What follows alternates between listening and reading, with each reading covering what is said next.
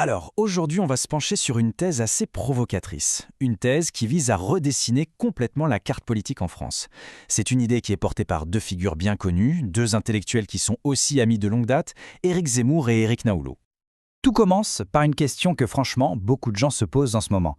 Est-ce que ces vieilles étiquettes, gauche, droite, est-ce que ça a encore vraiment un sens aujourd'hui? Et ce qui est intéressant, c'est que Zemmour et Naoulot, ils viennent de bords qu'on dirait opposés. L'un se dit de droite, l'autre de gauche, et pourtant ces deux amis sont d'accord sur une chose essentielle. Cette vieille carte politique, eh bien, elle est complètement dépassée.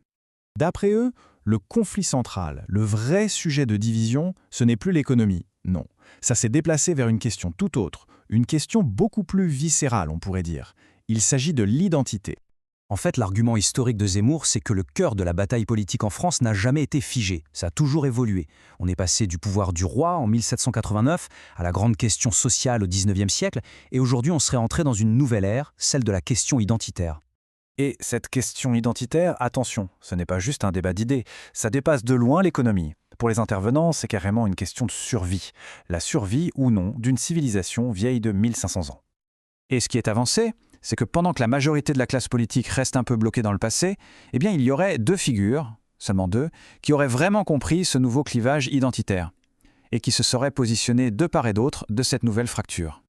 Bon, pour voir comment tout ça se manifeste concrètement, on va s'intéresser à leur étude de cas principale. C'est la stratégie de Jean-Luc Mélenchon et son fameux concept du nouveau peuple. Pour comprendre, il faut revenir à un document clé, une note du think tank de gauche Terra Nova, datant de 2011. L'idée, en gros, c'était de dire que la classe ouvrière traditionnelle ne votait plus à gauche et qu'il fallait donc s'en passer. Le changement de tactique proposé était donc assez radical. Il s'agissait de bâtir une toute nouvelle coalition électorale. Comment? En s'adressant à un ensemble d'électeurs complètement différents, avec des préoccupations elles aussi très différentes. Et là, ce chiffre est assez parlant, non? 69%. C'est énorme. C'est la preuve, selon les auteurs de l'analyse, que cette stratégie de Mélenchon, eh bien, elle fonctionne. Elle a réussi à attirer un électorat très spécifique et qui est en plus en pleine expansion. Le calcul politique derrière tout ça est décrit comme étant finalement assez simple.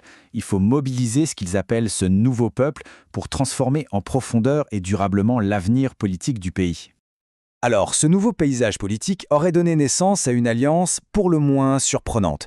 Une alliance jugée improbable et même dangereuse entre deux forces que, a priori, tout oppose, ce qu'ils appellent le wokisme et l'islamisme. Pour la décrire, Zemmour va même jusqu'à utiliser une analogie historique très forte. Il parle d'un pacte tactique, temporaire, entre deux idéologies qui, au fond, se détestent.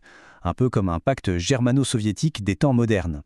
Et c'est là qu'on voit tout le paradoxe. D'un côté, une idéologie qui met en avant les droits LGBTQ+, le féminisme radical, et de l'autre, une idéologie qui fait tout le contraire. Mais alors, qu'est-ce qui les unirait? Selon l'analyse, c'est un objectif commun, démanteler l'ordre social existant. On donne un exemple. L'argument du choix individuel pour le port du voile serait, dans cette perspective, un outil. Un outil pour retourner les concepts occidentaux de liberté contre eux-mêmes et saper ainsi une société construite sur une toute autre vision des choses. La convergence de toutes ces forces mène les intervenants à une conclusion assez sombre, pour ne pas dire alarmiste. La France serait tout simplement face à une crise existentielle majeure.